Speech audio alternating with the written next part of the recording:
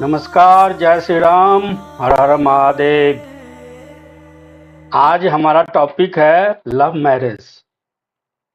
तो क्योंकि आज के नवयुवक ज़्यादा क्वेश्चन पूछते हैं कि सक्सेस होगा कि नहीं, मेरी गर्लफ्रेंड मुझे मिलेगी कि नहीं, उसी से शादी होगी या किसी और से। तो इस तरह के ज़्यादा क्वेश्चंस आजकल लोग एस्ट्रोलॉजी, बल्कि नवयुवक मैंने देखा है कि अट्रैक्ट ही हो रहे हैं एस्ट्रोलॉजी में इसी चीज़ के लिए, ये चीज़ पूछने के लिए। जो भी भविष्य में अनिश्चित है, उसके उसको जानने की इच्छा सबको होती है। तो और नए जनरेशन को डर भी बना रहता है, कब कौन किससे ब्रेकअप हो जाएगा, कब छोड़ देगा, कब छोड़ देगी, इस तरीके की चीज़ें ज़्यादा लोगों का होता है। और बल्कि इतने इमोशनल हो जाते हैं कि डिप्रेशन में चले जाते हैं यदि ब्रेकअप हो गया, और इस तरीके से चीज़ें होता है तो लोग डिप्रेशन में भी जाते हैं। तो एस्ट्रोलॉजी में इसको कैसे समझें? सक्सेस होगा कि नहीं, प्रेम होगा कि नहीं, प्रेम होगा तो कैसा होगा, इस चीज़ को एस्ट्रोलॉजी में कैसे समझें? हालाँकि प्रेम सिर्फ़ अफ़ेयर ही तो होता नहीं है।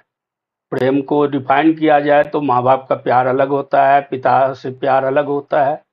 तो यहाँ अफ़ेयर से रिलेटेड प्यार की ही बात मैं कर रहा हूँ स्पेशली, क्योंकि वो ज़्यादा लोग पूछते भी हैं, और यदि किसी को जानना है या सीखना है तो मैं उसके लिए बताता हूँ।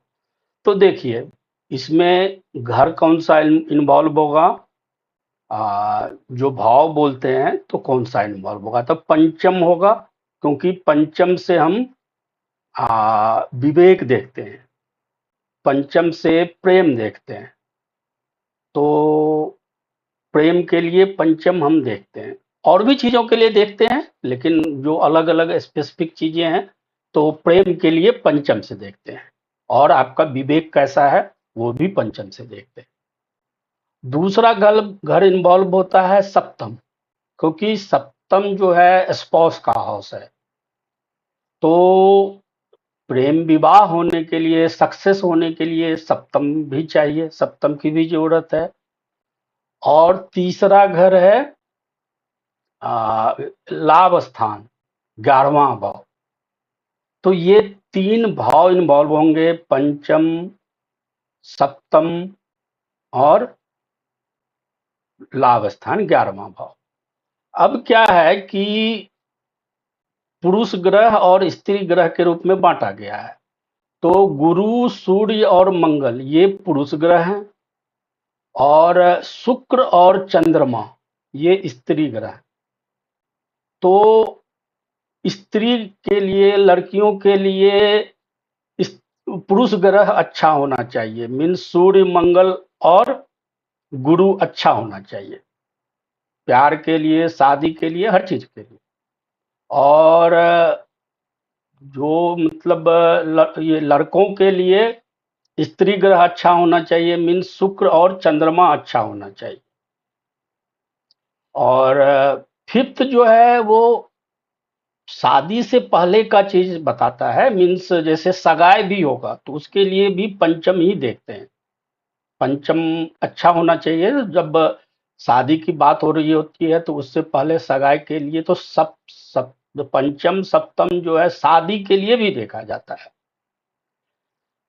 तो अब क्या है कि प्रेम विवाह के लिए मतलब आपका सक्सेस होगा, उसके लिए सप्तम और पंचम का सप्तम से संबंध, और सप्तम का 11th से संबंध, या इसको कई तरीके से घुमा सकते हैं कि संबंध कई तरीके से होते हैं, दृष्टि से होते हैं, युति से होते हैं। तो 11th लॉर्ड यदि सप्तम में आ गया, पंचमेश सप्तम में आ गया, या सप्तमेश पंचम में चला गया, तो संबंध बनना चाहिए इन तीनों हाउस का। तो इसके स्वामी एक दूसरे पे दृष्टि डाल लें, पंचमेश, सप्तमेश और आ, लाभेश। तो दृष्टि डाल लें या उस घर को देख लें, मान लो लाभेश सप्तम को देख लें और सप्तम पंचमेश सप्तम को देख ले, इस तरीके से संबंध आपस में होना चाहिए। और सप्तम में यदि आपके अशुभ ग्रह हैं, तो अशुभ ग्रह आपको पता है कि किसको बोला जाता है एस्ट्रोलॉजी में? सूर्य, राहु, केतु, मंगल, ये सब अशुभ ग्रह हैं। तो सप्तम में अशुभ ग्रह होगा तो प्रेम विवाह सक्सेस नहीं होगा। अशुभ ग्रह हो या नीच का ग्रह हो, सप्तम में कोई नीच का ग्रह हो तो आपका प्रेम सक्सेस नहीं होगा। तीसरा चीज क्या देखना है कि नवांश पत्रिका में लग्न में आपका मंगल और सूर्य नहीं बैठा हो, क्योंकि मंगल और सूर्य तोड़ता है, रिलेशन को तोड़ता है। शनि और राहु भी तोड़ता है, लेकिन शनि और राहु से जो टूटेगा वो इस तरीके से होगा, रोज टूट रहा है, रोज फिर से पैचअप हो रहा है, इस तरीके की चीजें जो है तो होता है। तो ये नवांश पत्रिका में होगा।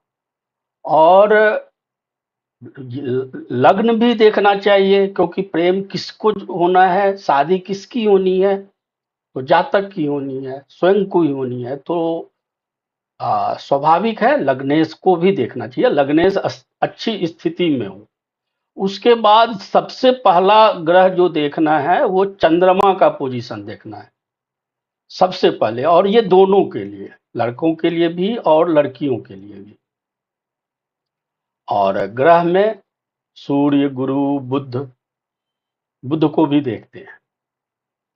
अच्छा, अब क्या है कि प्रेम के लिए, सक्सेस होने के लिए, जैसे कई बार क्या होता है कि माँ बाप मानने को तैयार नहीं लड़की के या लड़का के, तो वैसे स्थिति में यदि मंगल स्ट्रांग हो तो मंगल दुस्साहस देता है, जबरदस्ती कर लेगा, मंदिर में जाके कर लेगा, भाग के कर लेगा। तो दुस्साहस के लिए पंचम को हम देखते हैं।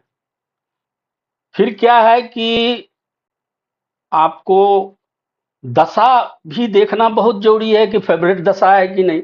तो क्या होता है कि यदि दशा शुक्र का हो और एज हो आपका प्रेम का, एज भी मैटर करता है। अब शुक्र का दशा 50 साल में आएगा तो थोड़ी ना हम बोल सकते हैं, लेकिन क्या होता है 50 साल में भी आएगा तो मतलब अवैध रिलेशन वगैरह हो सकता है, उस टाइम किसी उम्र में हो जाते हैं। तो अब अवैध रिलेशन के लिए भी अभी आगे मैं बताऊंगा। तो लेकिन ये चीजें हैं कि यदि पेरेंट्स वगैरह नहीं मान रहे हैं और लड़का या लड़की का मंगल बहुत स्ट्रांग है तो वो भाग के शादी कर लेगा। और शुक्र सांसारिक भोग का घर है। शुक्र को बसंत ऋतु का भी स्वामी है, बसंत ऋतु बोलते हैं शुक्र को। तो यदि टीनेजर एज में शुक्र की दशा आ जाए, और जो कॉम्बिनेशन हमने बोला है पंचमेश सप्तम में, पंचमेश या पंचम, सप्तमेश या सप्तम, एकादशेश या एकादश, इन तीनों का आपस में संबंध बन जाए तो लव मैरिज होगा, सक्सेस होगा। अच्छा, एक चीज और है कि आपका जो लव है वो सीरियस है कि नहीं है, ये भी चीज देखना है। तो यदि आपका शुक्र, अभी खास करके लड़के के लिए बोल रहा हूं, तो मैं शुक्र यदि आपके अच्छी स्थिति में हो तो आप मतलब अच्छा, मतलब आदर्श प्रेम कर रहे हैं, मतलब आप प्रेम मन से कर रहे हैं, आपका प्रेम सही है। लेकिन अच्छी स्थिति में नहीं हो, तो शुक्र यदि अच्छी स्थिति में नहीं हो तो वो सिर्फ फिजिकल रिलेशन तक ही सीमित रह जाता है। और चंद्रमा के लिए भी ये बोल सकते हैं हम, चंद्रमा और शुक्र यदि अच्छे स्थिति में नहीं हो लेकिन फिर भी उधर रिलेशन बन रहा हो पंचम सप्तम एकादशेश का, तो ये प्रेम नहीं होता है, सिर्फ आकर्षण होता है, अट्रैक्शन नहीं होता है। अट्रैक्शन होता है मतलब ये प्रेम नहीं होता है, आप सीरियस प्रेम नहीं है, सिर्फ अट्रैक्शन है। और ये मैंने पहले ही बता दिया कि पुरुषों के लिए शुक्र और चंद्रमा देखेंगे और स्त्री के लिए मंगल और चंद्रमा तो देखना ही देखना है। अच्छा, शुक्र यदि पीड़ित हो, शुक्र यदि ज्यादा पीड़ित हो तो शादी के बाद भी आपको पत्नी से नहीं बनेगा। तो शुक्र यदि पीड़ित हो तो वाइफ से नहीं बनेगा, घरवाले से नहीं बनेगा, और चंद्रमा पीड़ित हो तो न तो घरवाली से बनेगा न बाहर वाली से भी बनेगा। तो ये चीजें देखना होता है, और ये मैं एक आध एडिट करके एक आध कुंडली भी लगा दूंगा उस तरह का, मुझे यदि मिलेगा तो। अच्छा, दूसरा चीज क्या है कि पुरुषों के लिए सप्तम में यदि दो या दो से अधिक ग्रह हो तो उसका एक्स्ट्रा मैरिटल अफेयर्स होगा। तो एक्स्ट्रा मैरिटल अफेयर्स, बाहर संबंध उसका पक्का होगा यदि सप्तम में एक से दो से ज्यादा ग्रह हो तो, शुभ ग्रह हो तो भी और अशुभ ग्रह हो तो भी। और दूसरा क्या है कि सप्तमेश, सेवेंथ लॉर्ड, यदि एकादश में गुरु से दृष्ट हो जाए, सप्तमेश सेवेंथ लॉर्ड एकादश में हो तो भी हम एक्स्ट्रा मैरिटल अफेयर बोलेंगे, और गुरु से दृष्ट हो जाए तो पक्का ही बोलेंगे।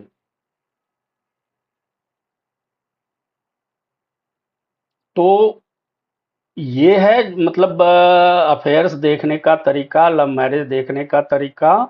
तो मैंने बता दिया कि सप्तम से शुक्र वगैरह अच्छे, जो भी ग्रह की मैंने बताया वो अच्छे पोजीशन में हो, सप्तम एकादश से संबंध हो, सप्तम से संबंध हो गया यदि अच्छा हो गया, और पुरुष के लिए शुक्र अच्छा हो, स्त्री के लिए चंद्रमा अच्छा हो, गुरु को भी देख लेंगे, तो लव मैरिज सक्सेस होगा, शादी भी होगा।